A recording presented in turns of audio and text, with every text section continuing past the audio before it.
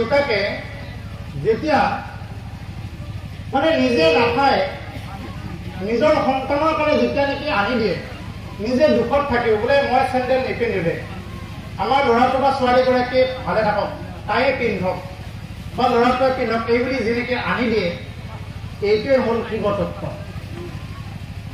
কেনেকৈ হ'ল যে তেওঁ এই যে সংসাৰৰ যিমানবিলাক দিশ সেইজন পিতৃয়ে নিজে ভোগ কৰে সংসাৰখনত তেওঁলোকৰ ঘৰখনৰ যিমানবিলাক দিশ কষ্ট এই কষ্টখিনি দেউতাকে নিজে ভোগ কৰে আৰু সন্তান বা পৰিয়ালসকল ভালে থাকক বুলি তেওঁ নিজে হয়তো বজাৰত গৈ খৰা ৰ'দত ধৰাও গৈ কি কৰে তেওঁ খুব শ্ৰম কৰি কি কৰে তেওঁ তেনেকুৱাকে পৰিয়ালৰ কাৰণে উপাৰ্জন কৰে এইটোৱে হ'ল শিৱ তত্ত্ব বুলি জানে এগৰাকী মাতৃয়ে কি কৰে যে তেওঁ বহুত কষ্ট কৰি দিনটো এনেকুৱাকে খুৱাই বোৱাই সকলোৱে ভাল থাকক সকলোৱে সান্তনা পাওক বুলি পেলাই কি কৰে তেওঁ ৰন্ধন কৰ্মশালাত ব্যস্ত থাকে এই হ'ল শিৱ তত্ত্ব তাৰমানে কি জগতত যি মানুহে কষ্ট আমাৰ হ'বলগীয়া কষ্টখিনি নিজে ভোগ কৰি আমাক সুখ প্ৰদান কৰিছে এইটোৱেই সকলোখিনি শিৱ তত্ত্ব বুলি জানি ল'ব গতিকে সেইজন শিৱৰ আগত যদি কোনোবাই ভাং খাই যদি পূজা কৰিব যায় সেইটো আটাইতকৈ মানে এটা বেয়া কাম সেইটো কৰিব নালাগে হেৰা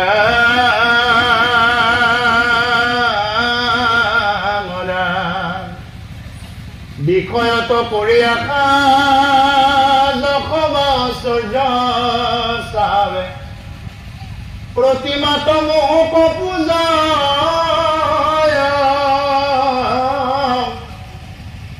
তিনি প্ৰকাৰইটো ৰাজসভাপতি মাত্ৰ তজু আগে কহিলো নিশ্চয় বিষয়ক পৰি আশা যশোবা ঐশ্বৰ্য চাবে যিয়ে নেকি বিষয় ভোগৰ কাৰণে বোলে প্ৰভু মোক এইটো দিয়া সেইটো দিয়া বুলি যিয়ে নেকি তেনেকুৱাকে ঈশ্বৰৰ ওচৰত প্ৰাৰ্থনা কৰে ঐশ্বৰ্য চাবে প্ৰভু মোক এইটো দিয়া সেইটো দিয়া ধন দিয়া বিদ্যা দিয়া মান অভিমান এইবিলাক দিয়া প্ৰতিমাক মহকা পূজায় যিয়ে নেকি প্ৰতিমাক তেনেকুৱাকে পূজা কৰি থাকে দেখা প্ৰতিমাক এজনক শ্ৰদ্ধা কৰিব লাগে দেখা ভকত কেইজনক মান্যতা প্ৰদান কৰিব লাগে তুমি দেখা কেইজনকে যদি কৃষ্ণ বুলি ক'ব জনা নাই দেখা ভকতজনকে যদি তুমি কৃষ্ণ বুলি ক'ব জনা নাই নেদেখাজনক তুমি কি বুলি ক'বা নেদেখাজন যদি তোমাৰ আগত আহে তুমি কি বুলি ক'বা সেইকাৰণে প্ৰথমতে দেখাজনক আমি কি কৰিব লাগে সেৱা কৰিব লাগে কি বুলি ঈশ্বৰ বুলি সেৱা কৰিব লাগে তিনিও প্ৰকাৰ এইটো ৰাজক ভকতি মাত্ৰ তজুৱাকে কহিলো নিশ্চয় এনেকুৱাকে কিবা পোৱাৰ আশাত যদি ভকতি কৰে এইটো ৰাজকিক ভক্তি বুলি কৈছে পাপ মোৰ ঔকনাশ ভগৱন্ত ঔক প্ৰীতি নহি অৱশ্যকে বিধি মানি হৈ তিনি প্ৰকাৰ ভক্তি কৰিলে হাতিক বুলি নিশ্চয় মই কহিলো বখানি যিয়ে নেকি ভাবে বোলে প্ৰভু মোৰ পাপবিলাক যাতে নাম হওক এনেকুৱাকৈ ভকতি কৰে বোলে মোক একো নালাগে মোৰ যদি কিবা পাপ আছে পাপখিনি নাম হওক ভগৱন্তে মোকে ভাল পাওক বাকীবিলাক যোনে যি কৰে কৰি থাকক এই বুলি যদি কোনোবাই ভাবে ঈশ্বৰৰ ওচৰত প্ৰাৰ্থনা কৰিব লাগে কেনেকে হে প্ৰভু যাতে মই তোমাৰ দাসৰ দাস হৈ থাকিব পাৰোঁ ঈশ্বৰৰ সেৱা হ'বৰ কাৰণে প্ৰাৰ্থনা কৰিব লাগে ঈশ্বৰৰ সেৱা হ'বৰ কাৰণে প্ৰাৰ্থনা নকৰি যদি আমি কেৱল নিজৰ কাৰণে যদি প্ৰাৰ্থনা কৰি থাকো এইটো ঘোৰ সকাম ভকতি হয় তুমি সদায় কান্দি আছা তুমি ঘৰ সংসাৰৰ কাৰণে সদায় কান্দি আছা কোনোবা দিনা ভগৱানক পাবৰ কাৰণে কান্দি পাইছানে হস্পিটেলত তুমি দিনে ৰাতিয়ে কান্দিলা বেমাৰী লৈ তুমি অকণমান সময় আধা ঘণ্টা এটা কান্দি পাইছানে ঈশ্বৰক পোৱাৰ কাৰণে ঈশ্বৰৰ নাম লৈ পাইছেনে কোনোবা দিনা যি মানুহে ঈশ্বৰৰ নাম লৈ পোৱা নাই বহুদিনৰ মূৰত এদিন আহি পাপ হৈ যাওক বুলি ক'লে কি হ'ব গতিকে সেইকাৰণে আমাৰ যাতে মুখেৰে যাতে অনবৰত নাম উচ্চাৰণ হৈ থাকে আৰু যাতে আমাৰ ভাৱ ভক্তি যাতে সদায় থাকি থাকে তেতিয়া কি হ'ব এই পাপটো লাহে লাহে নোহোৱা হৈ যাব পাপটো এনেকুৱা বস্তু যেনেদৰে এই যে বন্দী লাগিলে কি হৈ যায় গোটেই গছবিলাক জ্বলি পৰি ছাই হৈ যায় কিন্তু ছাই হ'লে এইটো ভাবি নল'ব যে তাতে আৰু কোনোদিন গছ নহ'ব কাৰণ যেতিয়া বৰষুণ পৰিব তেতিয়া কি হৈ যাব আকৌ পুনৰ গছ গছনি তাতে উঠি আহিব ঠিক তেনেকুৱাকে মানুহে এনেকুৱা ভাবি ল'ব নালাগে আজি ভাগৱত শুনিলে আজিৰ পৰা চব পাপ আজিৰ পৰা আৰু পাপ নহয়, এইটো ভাবি ল'ব নালাগে যে পাপ কি হৈ যায় যে আজি এতিয়া শুনিলো আমাৰ এইখিনি শেষ, আজি ঠিকেই শেষ, কিন্তু অহাকালিলৈ যদি আমি বেয়া কাম কৰোঁ অহাকালিও আকৌ সেই হৈ যাব। সেইকাৰণে হেম জানি শেষবাৰ উশাহ টনা পৰ্যন্ত আমি কি কৰিব লাগে, ভগৱন্তৰ গুণ নাম উচ্চাৰণ কৰি কেৱল কৃষ্ণ নাম লৈ যাব লাগে। তিনি প্ৰকাৰৰ ভক্তি কৰিলে সাত্বিক বুলি নিশ্চয় মই কৈলো বখান। আৰু যিয়ে নেকি এনেদৰে ভগৱন্তৰ প্ৰীতি হওক, ভগৱন্তই মোক ভাল পাওক, এই বুলি যিয়ে নেকি ভক্তি কৰে এইটোকেই কৈছে সাত্বিক ভগৱতী বুলি কৈছে। হে ৰাম ৰাম প্ৰতিমা পূজয়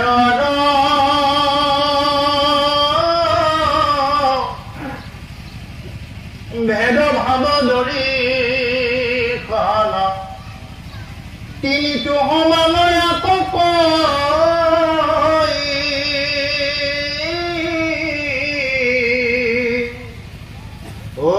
তমময় ধমক্ৰমে তামসাদি ভক্তি মাজে তিনি তিনি মতে ভেদ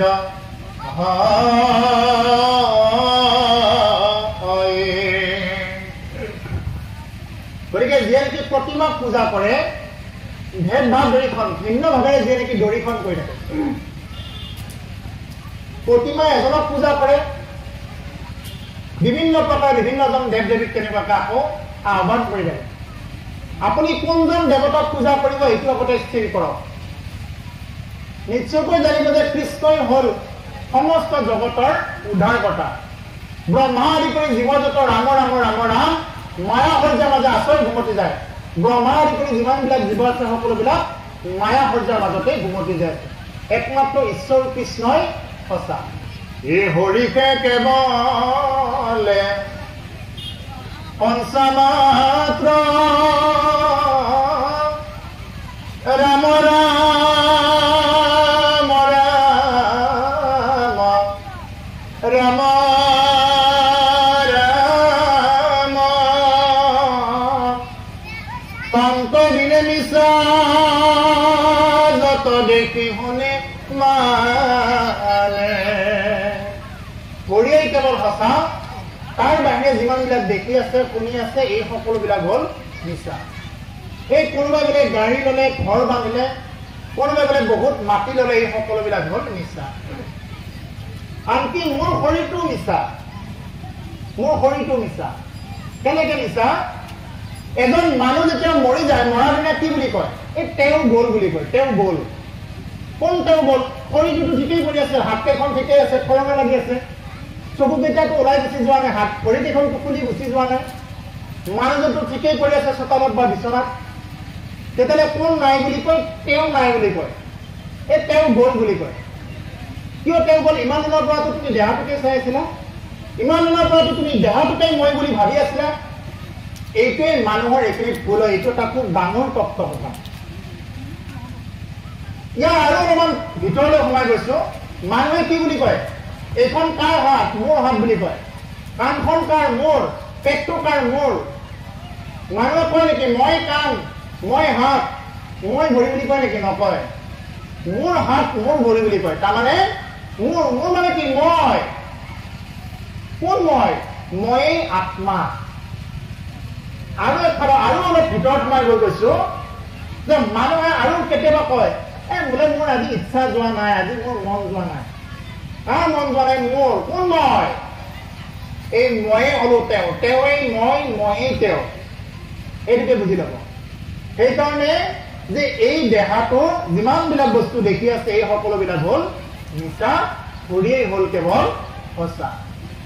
গতিকে কি বুলি কয় যে এই দেহাটো কি সোণেৰেও গঢ়া নহয়, ৰূপেৰেও গঢ়া নহয়। মানৱী দেহা সোণে জানো গঢ়া, মানৱী দেহা ৰূপে জানো গঢ়া। এই সোণৰ নহয়, ৰূপৰ নহয়, নহয় মীনা পৰা মানৱী দেহা নহয় যুগমী দেহাটো কি যুগমীয়া নহয়, নে সোণেৰে গঢ়া নে ৰূপেৰে গঢ়া। এই দেহাটো অস্থায়ী, ক্ষণস্থায়ী দেহা। এই দেহাটো কি পিহি দিলে কি ওলায়? মহহে ওলায়। ইয়াৰ পৰা কিবা ভাল বস্তু ওলায় নেকি? যিটো দেহাক লৈ ইমান দিনৰ পৰা মোৰ বুলি ভাবি আছা, দেহাটোক লৈ ব্যস্ত আছা, সেই দেহাটো কি এদিন সেই দেহাটোৱে ক'ব আৰু মোৰ আৰু মেকআপে কাম নকৰে, মেকআপ লৈ এদিন কাম নকৰা হৈ যাব। এদিন কোনোবা সহায়ত, কোনোবা দুজন ব্যক্তিৰ সহায়ত মানে ভৰ দি উঠি আহিব লগা হ'ব, এটা কাঠিৰ পৰা আন এটা কাঠিলৈ, চোতাললৈ, মজিয়ালৈ তেনেকুৱাকে আহিব লগা হ'ব। গতিকে যি দুখন ভৰিৰে তুমি গপ গপাই উঠি যাব পাৰিছিলা, সেই দুখন ভৰি এটা আমাৰ অচল হৈ যাব। চাই থাকোঁতেই কিচকিচীয়া চুলি কেইডাল পকি যাব, চাই থাকোঁতেই তোমাৰ দাঁতবিলাক খুলুক ধুলুক হৈ যাব, চাই থাকোঁতেই এটা এটা পৰিৱৰ্তন হ'ব। তুমি চাই থাকিব পাৰিবা, কিন্তু তাৰ পৰা একো এডাল কৰিব নোৱাৰা। মানুহে চাই থাকিব পাৰে, মানুহে নিজৰ ইচ্ছাত একো এটা কাম কৰিব নোৱাৰে। ভগৱানৰ বিনা ইচ্ছা চলা বছৰ পাত এটা ইফাল সিফাল নহয়। যদি মানুহে ইচ্ছা কৰিলে যদি সকলো সম্ভৱ হয়, এতিয়া ভাবে বোলে মই অনুষ্ঠানত নাহিলে নহলে হয় অনুষ্ঠানটো। বহুতে এনেকে ভাবে, মানে এই ভাগৱত অনুষ্ঠানত কোনে আহিছে, কোন আহিছে? মই আহিছো বুলি অহংকাৰ কৰে। মই আহিছো বুলি ক'লে অহংকাৰ হয়। কেনেকৈ আহিছো? প্ৰভু ভগৱন্তই কৃপা কৰিছে কাৰণে আহিব পাৰিছো। যদি মানুহে যদি চব কাম নিজৰ ইচ্ছামতে কৰিব পাৰিলে হয়, এই যে পেৰালাইচিছ হৈ থাকে নহয় বেমাৰীবিলাক, তেওঁলোকে এনেকে হাতখন দাঙি দিব চাই, এটা আঙুলি এনেকে দাঙি দিব চাই, এনেকে মুঠা মাৰিব চাই হাতখন, পাৰে নেকি? নোৱাৰে। কোনোবাই এনেকে মুঠাটো লগাই দিলেও নোৱাৰা হৈ যায়। কিয়? মানুহে ইচ্ছা কৰিলেতো সকলোবিলাক কৰিব পাৰে। কিয় তুমি ইচ্ছা কৰিলে পাৰা নাই? তাৰমানে কি মানুহে ইচ্ছা কৰিলে সকলো কৰিব নোৱাৰে। সেইকাৰণে কৈছে ভগৱন্ত পুৰুষে অৰ্জুনক কৈছে যে মই যন্ত্ৰৰ নিচিনাকে কি কৰো, মানুহৰ ভিতৰত থাকি মই সকলোবিলাককে পৰিচালনা কৰাই ফুৰো, সকলোবিলাককে পৰিচালনা কৰো। কিন্তু মানুহে এইটো নাজানি অহংকাৰ কৰি মোৰ মোৰ মোৰ ঘৰ, মোৰ মাটি, মোৰ সম্পত্তি এই বুলি অহংকাৰ কৰি ফুৰে। এটা কথা জানিবা, এইবিলাক সম্পত্তি যিখিনি মাটিত তুমি আছা, এইখিনি মাটি আগতেও কাৰোবাৰ আছিলে, এতিয়া তুমি লৈ আছা, ভৱিষ্যতেও কাৰোবাৰ বেলেগৰ হ'ব। তুমি থাকিলেও সৃষ্টি চলি থাকিব, নাথাকিলেও চলিব। কিন্তু কথা হলটো তুমি ভগৱান ভক্তি কিমান কৰিব পাৰিলা, কিমান নাম আৰাধনা কৰিব পাৰিলা, এইটোহে গুৰুত্বপূৰ্ণ কথা। তুমি কিমান ইয়াতে বাহ্যিক সম্পত্তি ল'ব পাৰিছা, এইটো গুৰুত্বপূৰ্ণ কথা নহয়। সেইকাৰণে প্ৰতিমা বৰা পাণ্ডে কৈছে, তো দিনে দিনে খচিয়া পৰিবে ৰঙিলা দালানের মাটি গোসাই দি কোন রঙে বাইল না কাল গেল হাসিতে খেলিতে জৈবনে কাল গেল রঙে আমার বিধনা কাল গেল ভাবিতে চিন্তিতে বিধনা কাল গেল ভাবিতে চিন্তিতে গুরু ভজিব কোন কালে গোসাই দি কোন রঙে। আমি কি করিলো, দিনে দিনে খসিয়া পড়িবে রঙিলা দালানের মাটি।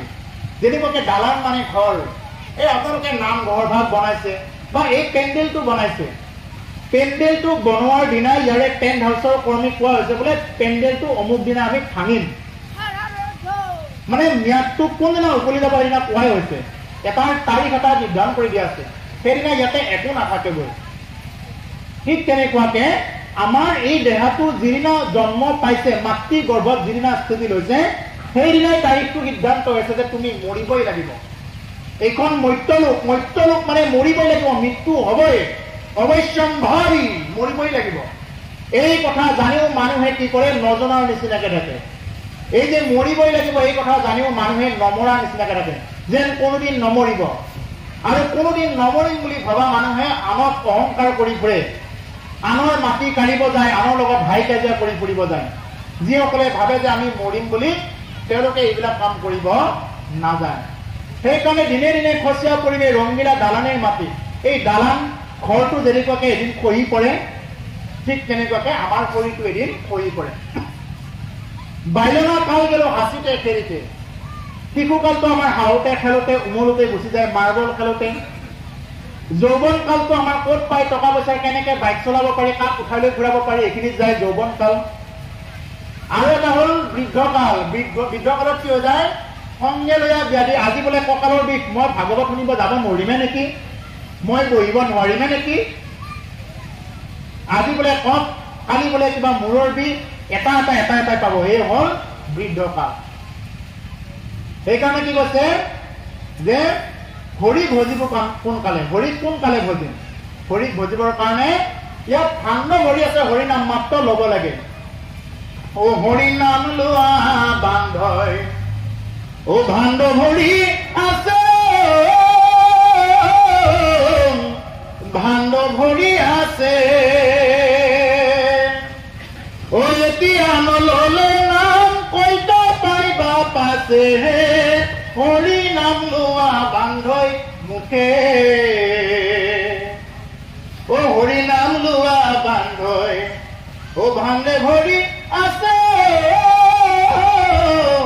ভাণ্ড ভৰি আছে হৰি নাম ভাণ্ড ভৰি আছে মানুহে ল'ব জানিব লাগে এই ভাগৱত ভাগ ইয়াতে আছে ইয়াতে যদি ৰঙা কাপোৰ এখনেৰে যদি গাঁঠি মাৰি আমি সেৱা সৎকাৰ কৰি থাকো ইয়াৰ পৰা আমি জ্ঞান নাপাম ভাগৱতখন সকলোৱে চাব পঢ়িব নিজাকে যিসকলে আখৰ চিনি পায় তেওঁলোকে ভাগৱত পঢ়িব গীতা পঢ়িব তাৰ পৰা জ্ঞান পাব ভাণ্ড ভৰি আছে ইয়াতে ল'ব জানিব লাগে এতিয়াই নললে নাম কি হ'ব ঐত পাইবা পাছে এদিন কিন্তু পস্তাব লাগিব এদিন কিন্তু কাম দিব লাগিব সেইদিনা কিন্তু এই মূৰটো কাকাত মাৰি দিলেও কিন্তু সেইদিনা কিন্তু কাম নহ'ব কাৰণ মানুহে ভাবি আছে বোলে আমি এতিয়া ডেকা চেঙেৰা আছো আমি হৰি ভজিবৰ কাৰণে হোৱা নাই আৰু দুদিনমান খাই লওঁ এনজয় কৰি লৈ গ'লেহে আমি ভাগৱত ভক্তি কৰিম এই কোনে ধৰি ৰাখিব এই পাৰিব মনায় এনো আমানবী জন্মহে পকাই থাকি যাব ওকে চাই ভৰি যাব এনো আমানবী জন্মহে কেতিয়াবা পকাটোৱে থাকি যায় পকা পাতটো আৰু কেঁচা পাতটো কেতিয়াবা ভৰণি খাই পৰি যায় ঠিক তেনেকুৱাকে তুমি যে যৌৱন অৱস্থা প্ৰাপ্ত হৈছে এদিন যে বুঢ়া হবা বুঢ়া হলেহে তুমি ভক্তি কৰিব লাগিব এইটো আশা বাদ দিয়া কাৰণ ডেকা চেঙেৰা অৱস্থাতে কি হৈছে বহুতে আজি মৃত্যু সাৱটি ল'ব লগা হৈছে যদি তুমি ভক্তি নকৰোঁতে যদি মৰিব লগা হয় ইয়াত কিন্তু পিছত বেলেগক দুখ দি লাভ নহ'ব সাধু সংগত আহি যদি তুমি হৰি কথা নুশুনা সাধু সংগত আহি যদি তুমি ঈশ্বৰ সেৱা এতিয়াৰ পৰাই নকৰা ইয়াত কিন্তু দুখ দি লাভ নহ'ব মানুহে শৰণ ল'বৰ কাৰণে মানুহে বহুত ভয় কৰে মই অমুকক কৰিব লাগিব তমুকক খবৰ কৰিব লাগিব যিদিনা তেওঁ প্ৰথম বেয়া বস্তুটো খাব আৰম্ভ কৰিছিল কাক সুধি খাইছিলে যিদিনা তেওঁ বেয়া বস্তুটো খাব আৰম্ভ কৰিছিলে সেইদিনা কাক সুধি খাইছিলে কাকো সুধি খোৱা নাই কিন্তু শৰণ ল'বৰ দিনা কি আমি সুধিব লাগে আমাৰ বয়স হোৱা নাই বেয়া বস্তুটো খাওঁতে তোমাৰ বয়স হৈছিলে নাই গতিকে সেইকাৰণে আমি আমাৰ ল'ৰা ছোৱালীবিলাকক এইবিলাক জ্ঞান দিব লাগে যাতে ব্ৰহ্মচৰ্যৰ অক্ষুণ্ণ ৰাখিব পাৰে এই ভাগৱত এনেকুৱা কথা যে অতি কম সময়ত এইবিলাক কথা কোৱাটো অলপ অসম্ভৱে হৈ পৰে তথাপি যিসকলে বুজি পাইছে জানি ল'ব যে শিশু অৱস্থাৰ পৰাই যিসকলে ব্ৰহ্মচৰ্য ৰাখিব পাৰে তেওঁলোকৰ বেমাৰ আজাৰ খুব কমেই হ'ব আৰু শিশু অৱস্থাৰ পৰাই ব্ৰহ্মচৰ্য ৰাখিব নজনাৰ কাৰণত এই বেমাৰ আজাৰবিলাক আৰু দেখিবলৈ পিলপিলীয়া যিমান খালেও মুখৰ চাইজ নোহোৱা যে কিছুমান হৈ আছে কিহৰ কাৰণত কেৱল শিখৰ কেপি গুটখা যিমান ওলাইছে যিমানবিলাক বেয়া বস্তু ওলাইছে সিমানবিলাক ৰাতি পোহৰ হ'ব পালেনে নাই তাৰ পৰা এটা হৈ থাকে গতিকে এনেকুৱা যদি বস্তুবিলাক খাবৰ কাৰণে যদি দিয়ে বা তেওঁলোকে যদি নিজে নিজে খায় তেতিয়াহ'লে কি হৈ যাব এটা সময়ত কিন্তু পস্তাব তাৰ কাৰণে বেলেগক দুখ দি লাভ নাই তাৰ কাৰণে শত্ৰু তুমি তোমাৰ নিজে নিজৰ শত্ৰু নিজে নিজৰ বন্ধু কোনফালে গ'লে ভাল হয় কোনফালে বেয়া হয় এইটো তুমি নিজেই গম পাব লাগিব এইবিলাক কোনেও কাকো হাতত ধৰি নিব নোৱাৰে দেখুৱাইহে দিব পাৰে হেৰা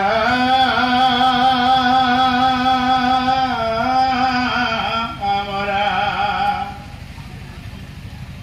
একবিধি নৱ নৱ প্ৰকাৰে হৈ আছে ভেদম পাক বুজি বাহালিয়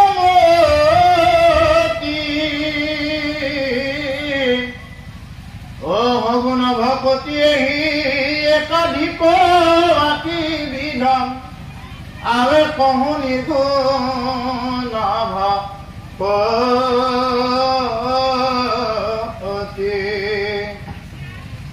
এনেদৰে ভকতি মানে উত্তম মধ্যম অধম, উত্তম মধ্যম অধম এনেদৰে তিনি প্ৰকাৰে গৈ গৈ একাশ্ৰীবিধ ভক্তি হৈ গ'ল। একাশ্ৰীবিধ ভক্তি কৰিব আমাক শাস্ত্ৰই মানা কৰিছে। ইয়াৰ পিছত এই কথাবিলাক কৈ যাব যে একাশ্ৰীবিধ ভক্তি আমাক কৰিব দিয়া নাই। আমি ঈশ্বৰৰ ওচৰত কি কৰিব দিছে, ইয়াৰ পিছত এই কথাখিনি কৈ যাব যে ঈশ্বৰৰ ওচৰত আমি কেৱল দাস হৈ থাকিব লাগে, ঈশ্বৰৰ সেৱক হৈ থাকিব লাগে।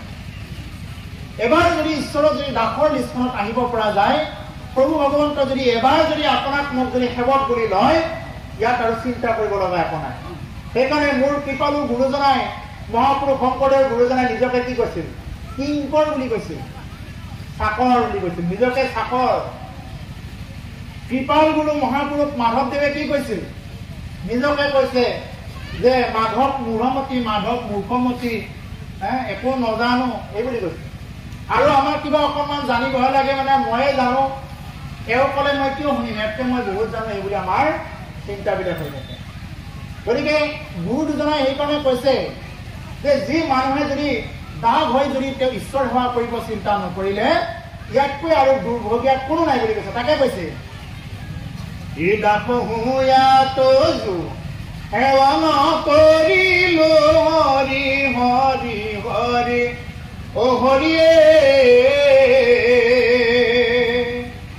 ঐটো ঘূৰাই পাওঁ ৰাধাৰ চিকিৎসা নাইৰা অ হৰিয়ে ঐটো ঘূৰাই পাওঁ ৰাধাৰ চিকিৎসা নাইৰা কিমতে ভকতি কৰিব তোমাক হৰি হৰি হৰি অ হৰিয়ে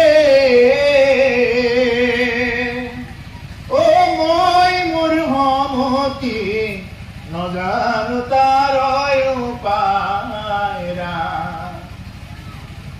দাস হৈ যদি কোনোবাই ঈশ্বৰ সেৱা কৰিব নোখোজিলে, ঈশ্বৰে যদি কোনোবাই সেৱক হৈ ঈশ্বৰ সেৱা কৰা নাই, তাকে কৈছে যে জীৱনত সকলো বেমাৰৰ চিকিৎসা পাবা। কফ হলে চিকিৎসা পাবা, কাহ হলে চিকিৎসা আছে, হাত ভৰি ভাগিবলে চিকিৎসা আছে, পেটৰ বিষ হলে চিকিৎসা আছে, সকলো বেমাৰৰ চিকিৎসা আছে।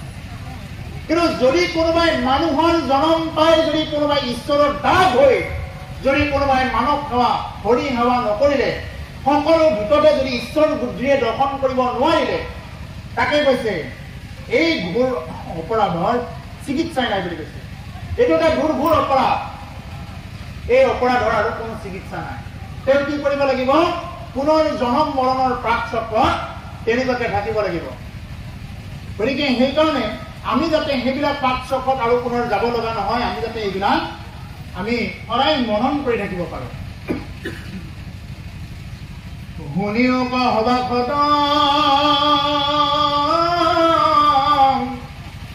তৃতীয় স্কন্ধৰ পদ বুজিও ভক্তিৰ নিৰ্ণয় অহগুণ ভকতি যত পৰিতাংক পৰিহাৰ নিৰ্গুণক কৰি হোৱা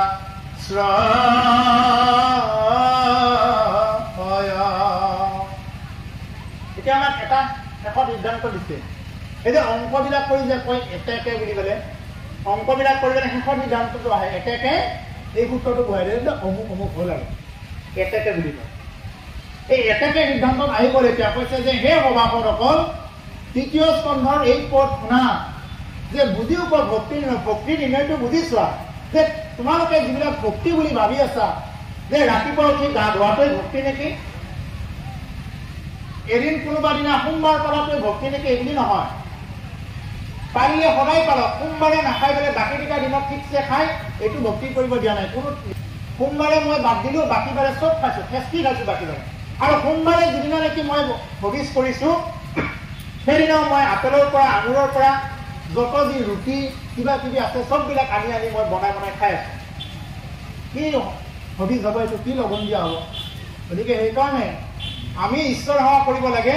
পাৰিলে আমি সদায় নিৰামিষ আহাৰ ভক্ষণ কৰি ৰাখিব লাগে কাৰণ নিৰামিষ আহাৰ স্বাস্থ্যৰ কাৰণে খুবেই ভাল আপোনালোকে সকলোৱে বুজি ল'ব যিমানেই নিৰামিষ খাব সিমানেই আপোনালোকৰ স্বাস্থ্য ভাল লাগিব বেমাৰ নহয় বুলি নকওঁ বেমাৰ হয় কিন্তু বেলেগে যদি এক পাত্তা গেষ্ট্ৰিকৰ টেবলেট খাব লগা আছিলে আপুনি এটা টেবলেট খালে হৈ যাব বেলেগে যদি মাহটোত এক পাত্তা গেষ্ট্ৰিকৰ টেবলেট খাব লাগে আপুনি এটা টেবলেট খালে আপোনাৰ হৈ যাব গতিকে নিৰামিষৰ ইমানখিনি পাৱাৰ আছে গতিকে সেইকাৰণে যিমান পাৰি নিৰামিষ খাবৰ কাৰণে চেষ্টা কৰিব আৰু আমিষ খালেও যিমান পাৰি এইবিলাক লাহে লাহে কমাই আনিবৰ কাৰণে চাব কি কাৰণত এইবিলাক মানুহৰ খাদ্য নহয় মানুহৰ খাদ্য একেবাৰে নহয় এইবিলাক মানুহে কেৱল কি কৰিব লাগে কেৱল নিৰামিষ ভক্ষণ কৰিব লাগে শাক চব্জি এইবিলাকে ভক্ষণ কৰিব লাগে আৰু সেইবিলাক অন্য জীৱক যদি কষ্ট দি যদি ভক্ষণ কৰে এইবিলাক অনেক নৰক যন্ত্ৰণাৰ কথা এই অধ্যায়তে কৈ থৈ গৈছে এইবিলাক এনেকুৱা ভীষণ নৰক যন্ত্ৰণা পাব যি মানুহে এই কথাবিলাক নামানে যি মানুহে আনক তেনেকুৱাকে ঠগাই থাকে যি মানুহে আনক তেনেকুৱাকে আঘাত দি কৰি থাকে মৃত্যুৰ পিছত এটা শৰীৰ এটা প্ৰাপ্ত হয় এইটো হ'ল মৃত্যুৰ পিছত এটা লিংগ দেহা তেওঁৰ প্ৰাপ্ত হয় এই লিংগ দেহাটো কিহে লৈ যায় জমে লৈ যায় যদি তেওঁ বেয়া কাম কৰিছে জমে লৈ যাব জমে লৈ কি কৰিব সমস্তবিলাক দুখ বেদনা দিব কিন্তু নমৰে শৰীৰটো এনেকুৱা এটা শৰীৰ প্ৰাপ্ত হয় ইয়াতে এই অধ্যায়ৰ পিছতে লিখা আছে এই কথাখিনি এনেকুৱা এটা শৰীৰ প্ৰাপ্ত হয় জুইত দিলে যেনেকুৱাকে জুই পুৰাটো অনুভৱ কৰিব কিন্তু নমৰে সেই যিটো নেকি এটা দেহা দিব যিটো নেকি মানে এটা কায়িক এটা দেহা পাব মৃত্যুৰ পিছত সেই দেহটো কি নমৰে পুৰিলেও পুৰা নাযায় কেৱল অনুভূতিহে কৰি থাকিব গতিকে সেইকাৰণে আমি যাতে তেনেকুৱা নৰক যন্ত্ৰণা ভোগ কৰিব লগা নহয় প্ৰভু ভগৱন্তক যাতে আমি সদায় ভজনা কৰি তেওঁৰ গুণ নাম লৈ থাকিলে নিশ্চয় আমাক সেইবিলাকৰ পৰা প্ৰভু ভগৱন্তই কৃপা কৰি ৰাখিব সগুণ ভকতি যত পৰিতাংক পৰিহাৰ নিগুণত কৰিও আশ্ৰয় হেন জানি সগুণ ভকতিবিলাক পৰিহাৰ কৰিব দিছে পাৰিলে এৰাই চলিব দিছে সগুণ ভকতি ইয়াৰ আগত কৈ কৈছে কি সগুণ ভকতি ক'লে যে মই ঈশ্বৰৰ পৰা কিবা বিচাৰিছো কিবা পাবৰ ইচ্ছা কৰিছো এইবিলাক চব বাদ দি হে প্ৰভু যে মোক যাতে তোমাৰ দাসৰো দাস কৰি লোৱা প্ৰভু নাজানো প্ৰভু তোমাৰ দাস কেনেকে হ'ব পাৰো তুমি যাতে মাৰ্গদৰ্শন কৰাই থাকা প্ৰভু কাৰণ তুমি মাৰ্গদৰ্শন কৰাই নাথাকিলে মই দাস হ'বৰ কাৰণেও যোগ্যতাখিনি নাই গতিকে হেন জানি প্ৰভু ভগৱন্তৰ শ্ৰীচৰণত এইটোৱে আমি সদায় প্ৰাৰ্থনা কৰি যাব লাগে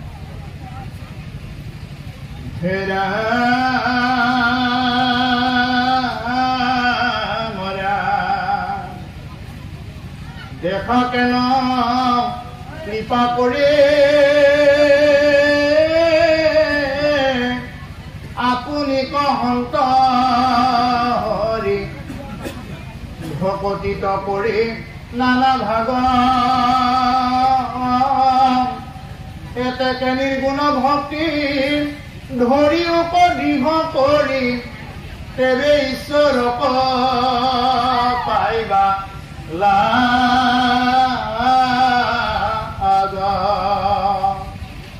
গতিকে চোৱাচোন কেনেকে কৃপা কৰি প্ৰভু ভগৱন্তই এই কথাবিলাক কৈ আছে আমাক প্ৰভু ভগৱন্তই নিজৰ মাতৃ কোৱাৰ ফলেৰে আমাক কেনেদৰে কৈ আছে এই কথাবিলাক আমাক চাব দিছে আমাক ভাবিব দিছে এইবিলাক শিকিব দিছে এইবিলাক কথা শুনাৰ পিছতো যদি আমি অন্য মনস্ক হৈ থাকো ইয়াতকৈ আৰু দুৰ্ভাগ্য কোনো নহ'ব সেইকাৰণে হৈছে ভকতিৰ কৰি নানা ভাগ ভকতিৰ ভাগ কৰি দেখুৱাইছে কোনটো ভাগত ভকতি কৰিলে সাত্বিক হ'ব কোনটো ভাগত ভকতি কৰিলে ৰাজসিক হ'ব কোনটো ভাগত ভকতি কৰিলে তামসিক হ'ব বা নিৰ্জনত কেনেকে আশ্ৰয় কৰিব লাগে এই গোটেইবিলাক ইয়াতে সিদ্ধান্ত গতিকে হেন জানি আমি যাতে এই সিদ্ধান্তবিলাক আমি ল'ব পাৰো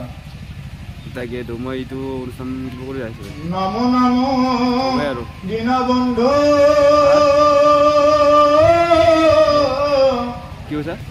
কৃষ্ণদেৱ কৃপা তজু পাৱে পখিলো হৰণ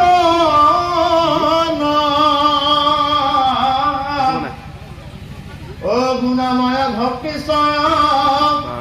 স্বপ্ন তুম কমৰম এহি মানে পৰো প্ৰাণ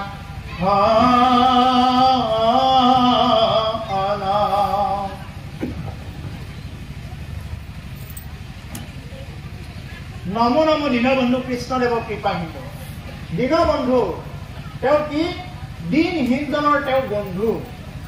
যদি কাৰোবাৰ জীৱনত সদায় দুখ হৈ আছে, সদায় যদি বেদনা, তেওঁ যদি হৰি সেৱা কৰে, তেওঁৰ সমস্ত দুখবিলাক কি কৰি দিব পাৰে? ঈশ্বৰে হৰণ কৰি নিব পাৰে। মুকং কৰোতি ভাষণং কুংগং লংঘতে গ্ৰীং যৎকৃপাতমহং বন্দে পৰমানন্দ মাধৱম। যদি মাধৱৰ কৃপা হয়, বোবায়ো কথা ক'ব পৰা হয়, খুৰায়ো পৰ্বত বগাব পৰা হয়, মাধৱৰ কৃপা লাগে। গতিকে সেইকাৰণে কৈছে যে হে দীনবন্ধু, মানে দিনহীনজনৰ বন্ধু তেওঁ। কৃষ্ণদেৱ কৃপা হিন্দু। কৃপা মানে কৰি পোৱা, তেওঁহে মাত্ৰ কৃপা কৰিব পাৰে আপোনাক। বেলেগে কোনো কৃপা কৰি দিব নোৱাৰে। বেলেগ দেৱতাবিলাক কিন্তু ভগৱান নহয়, এইটো সদায় জানি ল'ব। একমাত্ৰ কৃষ্ণ ব্যতিৰেকে বাকী যিমানবিলাক ইয়াৰ পৰা ব্ৰহ্মলোকলৈ যিমানবিলাক দেখা পাই আছে, সকলোবিলাক ভগৱান নহয়। ব্ৰহ্মাও আনকি ভগৱান নহয়। ব্ৰহ্মাক এটা দায়িত্ব দিছে, সৃষ্টি কৰে। কেৱল মাত্ৰ কৃষ্ণই হ'ল ভগৱান। সেইকাৰণে কৃষ্ণৰ বস্তুত যাতে আমি আশ্ৰয় কৰি চলিব পাৰোঁ। ইয়াত আমি চবেই কি প্ৰকৃতি পুৰুষ এজনেই আছে ইয়াতে, কেৱল কৃষ্ণ পুৰুষ বুলি কয়। সেইকাৰণে স্বামী বুলি তেওঁক সম্বোধন কৰা হয়, স্বামী ৰাম বুলি কোৱা হয়। গতিকে এই কথাখিনি জানি সেইকাৰণে অৰ্জুনে ভগৱান কৃষ্ণৰ ওচৰত আত্মসমৰ্পণ কৰিছিলে। হে প্ৰভু, মই এতিয়াহে বুজি পালো কি বুলি? তমেব মাতা চ পিতা তমেব তমেব বন্ধু চ সখা তমেব তমেব বিদ্রং দ্রবিণং তমেব তমেব সর্বং মম দেব দেব তমেব সর্বং মম দেব দেব। হে প্ৰভু, তুমি মোৰ বন্ধু সখা সকলো তুমিয়ে।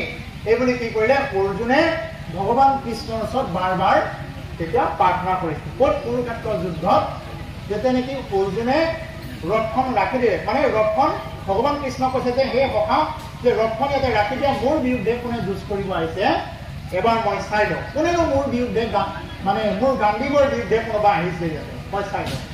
গৈ দেখা পালে যে সমস্ত শহীদবিলাক আছে, তেতিয়া অৰ্জুনে মানে ৰথত থৈ দিছিলে, ধেনুকাৰবিলাক চব থৈ দিছিলে। বোলে মই যুদ্ধ নকৰোঁ, মই ৰাজ্যৰ দৰকাৰ হ'লে ভোগ নকৰোঁ, মই যুদ্ধ নকৰোঁ।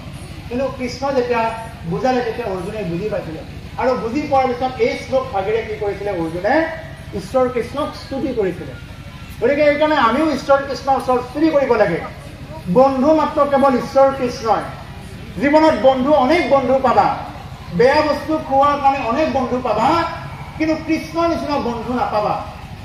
বেলেগ অনেক প্ৰেমিক প্ৰেমিকা অনেক পাবা, তুমি বহুতৰ লগত প্ৰেম কৰিব পাৰিবা, কৃষ্ণৰ নিচিনা প্ৰেমী পুৰুষ কোনো নাপাবা।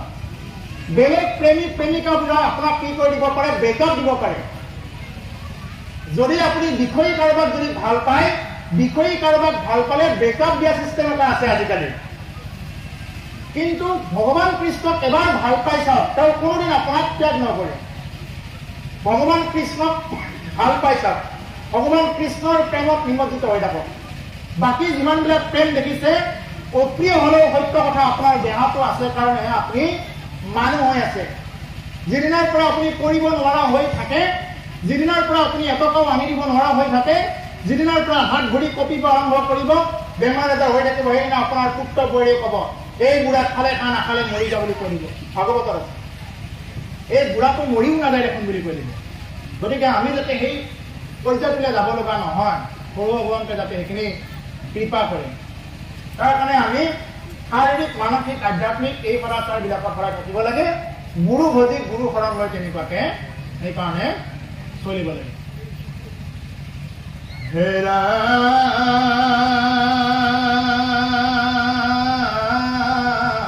আমৰা নম নম দীনবন্ধু কৃষ্ণদেৱ কৃপা সিন্ধু দুজু পাৱে ককিলো হৰণ গুণময় ভক্তিশয় স্বপ্নটো নহক মোৰ এই মানে কৰো প্ৰাৰ্থনা। সপোনতো যাতে এই গুণময় ভক্তিবিলাক আমাৰ নাহক, তাৰ কাৰণে মই তোমাৰ চৰণত শৰণ লৈছো। শৰণ শব্দকে মই তেতিয়া কৈছো, শৰণ শব্দটো কি আছে? শৰণ মানে শৰীৰত ভ্ৰমণ কৰা নহব্দে আনন্দ, এই হ'ল শৰণ।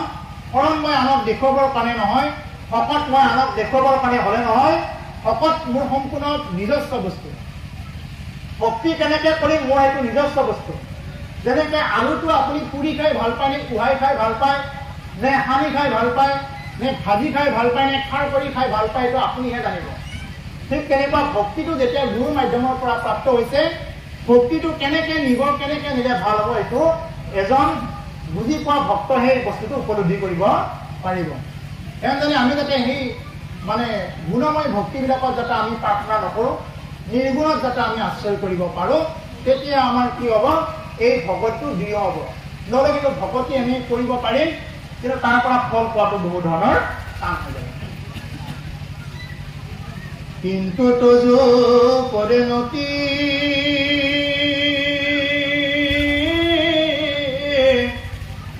একান্ত প্ৰেম ৰতি লোকমূৰ নকন কাম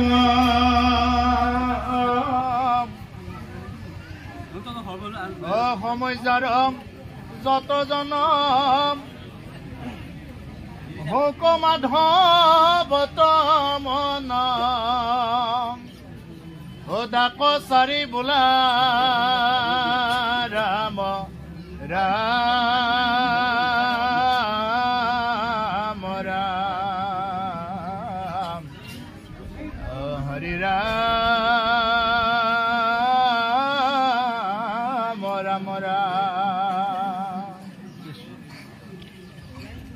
গতিকে তজু কৰে নতি একান্ত সপ্ৰেম ৰতি লৌকমূৰ নৌক আনকাম, যে তোমাৰ চৰণকে যাতে প্ৰভু একান্তভাৱে ভকতি হৈ থাকক। একান্ত মানে কান্ত শব্দৰ অৰ্থ হ'ল স্বামী, কান্ত মানে হ'ল স্বামী। এজন ভকতে এই যে গুৰু ধূলি লয়, ফুট লয় যে, ফুটটো কিহৰ কাৰণে ল'ব লাগে? আমাৰ সনাতন পৰম্পৰাত ফুটৰ গুৰু ধূলিৰ এটা বিশেষ গুৰুত্ব আছে। গুৰু ধূলি বা কিছুমানে চন্দনৰ ফুট ল'ব পাৰে, এইটো আমাৰ সনাতন সংস্কৃতিত এনেকুৱা বেলেগ কোনো ধৰণৰ মাৰ্গ নাই, যি মাৰ্গত নেকি তেনেকুৱা ফুট ব্যৱস্থা নাই। সকলো মাৰ্গতে তেনেকুৱা ব্যৱস্থা আছে আৰু আমাকো মহাপুৰুষে এই ব্যৱস্থা দি থৈ দিছে। সেইকাৰণে যে একান্ত মানে হ'ল স্বামী, যেনেকুৱাকৈ সধৱা নাৰীয়ে ফুটটো ল'লেই গম পায় যে কোনোবা এজন স্বামীক ভজনা কৰিছে। সধৱা নাৰীয়ে যেতিয়া নেকি ফুটটো লয় তেতিয়া গম পায় যে তেওঁ কাৰোবাক স্বামী ভজনা কৰে। ঠিক তেনেকুৱা কোনোবা যদি ভকতে যদি ফুটটো বা তিলক ধাৰণ কৰে তেতিয়া গম পোৱা যে নিশ্চয় কোনোবা এজনৰ ওচৰত শৰণাপন্ন বা স্বামী ভজনা কৰে। সেইকাৰণে আমাৰ সেই বস্তুটো গুৰুত্ব দিব লাগে, কাৰণ সনাতন পৰম্পৰা, কাৰণ আমাৰ মহাপুৰুষ গুৰুজনে সনাতন ধৰ্মক বাদ দি ইয়াতে বেদক বাদ দি ইয়াতে ধৰ্ম ব্যৱস্থা প্ৰৱৰ্তন কৰা নাই। মহাপুৰুষ গুৰুজনে কৈছে অৱনিশি চাৰি বেদ বিচাৰি বেগত কৰোঁ হৰিনাম। তেওঁ দিনে ৰাতিয়ে অধ্যয়ন কৰি বেদ আদি অধ্যয়ন কৰিহে তেওঁ কি কৰিছে, হৰিনাম ধৰ্ম ব্যক্ত কৰিছে। বেদ চাইহে হৰিনাম ধৰ্ম ব্যক্ত কৰিছে শংকৰদেৱ গুৰুজনাই। সেইকাৰণে আমাৰ ধৰ্মটো বেদৰ পৰা পৃথক নহয়। আমাৰ বহুতে ক'ব খোজে আমি বেদ নামানো বুলি, নহ'ব। বেদ নামানিলে কেনেকৈ ভক্তি হ'ব? বেদক মানিবই লাগিব। কিন্তু মহাপুৰুষ কৃপালু গুৰুজনাই আমাক এটা শুদ্ধ ৰাস্তা দিছে। কি ৰাস্তা দিছে? যে ইমান তপ জপ তীৰ্থ যাগ যজ্ঞ যিমানেই যি নকৰক কিয়, যিহেতু সকলোৰে মূল বস্তুটো হ'ল হৰিনাম। হৰিনাম ল'লেই কলিযুগত যাগ যজ্ঞ নকৰিলেও সেই ফলটোৱেই পায়। আজি যি নেকি আপোনালোকে একান্ত মানে ভাগৱত কথা শুনি আছে, এনেকে ভাগৱত কথা শুনিলে কি হৈ যায় যে কলিযুগৰ মলবিলাক গুচি যায়। ভাগৱত কথা শুনিলে অশ্বমেধ যজ্ঞৰ সমান ফল পায়। গতিকে সেইকাৰণে কলিযুগত মহাপুৰুষ শংকৰদেৱ গুৰুজনাই এটা সিদ্ধান্ত দিলে যে কলিযুগত এটা কাম কৰা, যে কলিযুগত কেৱল কৃষ্ণ নাম লোৱা, একশৰণ হৰিনাম ধৰ্ম ব্যৱস্থা তেওঁ দি থৈ গ'ল। কিন্তু তেওঁ এইটো দি থৈ যোৱা নাই যে এইটো ধৰ্ম ব্যৱস্থা ভাল, বাকীবিলাকক গালি পাৰি থাকক, বাকীবিলাকক সদায় নিন্দা কৰি থাকক, এই বুলি কোৱা নাই। কলৰ ধৰ্মক নিম কিবা কদাচিত কৰিবা ভূত কদে সকলো নচিত হৈবা শান্ত শুদ্ধ চিত্ত সৰ্ব ধৰ্মটো বৎসল, এই ভাগৱত ধৰ্ম জানাও হ'ব। সকলো কোনো ধৰ্মক হিংসা কৰিব নালাগিব, সকলোৰে ভিতৰত সমান দেখা পাব লাগিব। এতিয়া আমাৰ এটা বস্তু আপোনালোকৰ ইয়াতে মই দেখা নাই, কিছুমান ঠাইত এই বস্তুটো দেখা পাওঁ যে ভকতে ভকতক নিন্দা কৰে। এইটো অতিকে বেয়া কথা। এইটো যিদিনাৰ পৰা কৰিব আৰম্ভ কৰিলে সেইদিনাৰ পৰা তেওঁ সাধাৰণ মাৰ্গত যিখিনি আছিলে সেইখিনি লোপ পাই গৈ থাকিব। তেওঁ সাধাৰণ মাৰ্গত যিখিনি পুণ্য অৰ্জন কৰিছিলে তাৰ পৰা লোভে পাই গৈ থাকিব। গতিকে সেইকাৰণে ভকতে ভকতক নিন্দা কৰিব নালাগে। সেইকাৰণে আমি যাতে এইবিলাক বস্তুৰ প্ৰতি গুৰুত্ব দিব পাৰোঁ, মহাপুৰুষ কৃপালু গুৰুজনাই মানে এনেকুৱা এটা মাৰ্ক দিয়া নাই যে ইয়ালৈ গ'লে আমি একদম সমাজখন বিভক্ত হৈ যাব লাগিব, ইয়ালৈ গ'লে আমি যাব নাপায়, খাব নাপায়, লাৰিব নাপায়, এই নালাগে মই যাবই নোৱাৰিম আৰু, এনেকুৱা নহয়। আৰু তাৰ কাৰণে যিসকল আজি এই ধৰ্মত বিশেষকৈ এশৰণ নাম ধৰ্মত যিসকলে মানে যোগ হোৱা নাই তেওঁলোকে ভয় পাই আছে, এতিয়া মই শৰণ ল'লে মই গোটেই বংশ কুটুম্ববিলাক বাদ দিব লাগিব নেকি, আজিৰ পৰা মই চব বাদ দিব লাগিব নেকি, মই যদি জতৰা কল পুলি তলেদিও সোমাব নোৱাৰো আমাৰ এই জেগাত কেনেকৈ চলিম। বহুতে এইটো ভাবিব পাৰে বোলে আমাৰ যদি ঘৰৰ বংশৰ যদি ছোৱালীগৰাকী যদি বিয়া হয়, ইমান দিনৰ পৰা ছোৱালীগৰাকীয়ে আপোনাৰ ঘৰত কাঠিটো মচি দিছিল আহি, চোতালখন মচি দিছিল আহি, সেই ছোৱালীগৰাকীৰ বিয়া হৈছে, আপুনি যদি গৈ পেলাই ছোৱালীগৰাকীক যদি এটা আশীৰ্বাদ দিব নোৱাৰে তেতিয়াহ'লে আমি দেখোন ভাগ ভাগ হৈ যোৱা হ'ব। আৰু এইবিলাক সুবিধা কিন্তু কিছুমান সুবিধাবাদীয়ে এই সুবিধাবিলাক লৈ আছে, মই নাম ধৰিব নাযাওঁ, এই সুবিধাবিলাক একচাম সুবিধাবাদীয়ে বিদেশী বহিৰাগত কিছুমান সংস্কৃতিয়ে লৈ আছে, মই এইখন আসনৰ পৰা আৰু নাম ধৰিব নাযাওঁ, কিছুমান বহিৰাগত বিদেশী সংস্কৃতিয়ে কিছুমানে গ্ৰাস কৰি উঠিছে। গতিকে সেইকাৰণে সেই বিদেশী বহিৰাগত কিছুমান সংস্কৃতিক গ্ৰাস কৰি উঠিব নিদিয়াৰ একমাত্ৰ উপায়টোৱে হ'ল আমি সকলোৱে এক হৈ থাকিব লাগিব, আমি সকলোৱে ভাগ ভাগ হৈ গ'লে বিপদ অৱশ্যম্ভাৱী। গতিকে সেইকাৰণে আমি যাতে সকলো এক হৈ থাকি এনেদৰে কৃষ্ণ ভক্তিত যাব পাৰোঁ, কাৰণ এনেদৰে যদি কৃষ্ণ ভক্তি নকৰোঁ, আমি যদি বেলেগে বেলেগ ভক্তি কৰোঁ তেতিয়াহ'লে আমাৰ কি হ'ব, খ মানে ভোজ খোৱা হ'ব, ক মানে ক'ত কি আছে বিচাৰি ফুৰা হ'ব, ত মানে তালিৰ কলা বান্ধা ভকত জাতি হ'ব। আমাৰ ভকত দুই শ্ৰেণীৰ আছে, এক চাপ ভকত ক'ত খাব পায় তাতে যায়, ভোজ নাথাকিলে তেওঁলোক নাযায়, ভোজ বুলিয়ে কৈছো, তেওঁলোক নাযায়। ক মানে ক'ত কি আছে বিচাৰি ফুৰে, ক'ত কি পায় এইটো বিচাৰি ফুৰে, আৰু ত মানে তালিৰ কলা বান্ধি ফুৰা। এই যে যাতে ভকত আমি নহওঁ, আমি যাতে ভৱ বিমোচন ভৱ সংসাৰখনৰ পৰা কেনেদৰে ইয়াৰ পৰা উদ্ধাৰ পাব পাৰোঁ, ক শব্দে কৃষ্ণন ভগৱতী কেনেদৰে কৃষ্ণক ভগৱতী কৰি ল'ব পাৰোঁ, ক শব্দে কৰণৰ উপায় কৰণৰ উপায় যাতে শৰণ কৰি ল'ব পাৰোঁ, শৰণ ব্যৱস্থাত যাব পাৰোঁ, এইখিনি বস্তুহে আমি সদায় মনুষ্য মাত্ৰে আমি ভাবিব লাগে। গতিকে যি কি নহওক বাপ বান্ধৱ পাই মাতৃ হ'ব ক'লে ওলাই থাকে। গতিকে ইমানতে আমাৰ এটা চেক কৰিছে, যদি আপোনালোকে আজ্ঞা কৰে মই ইমানতে এৰিম।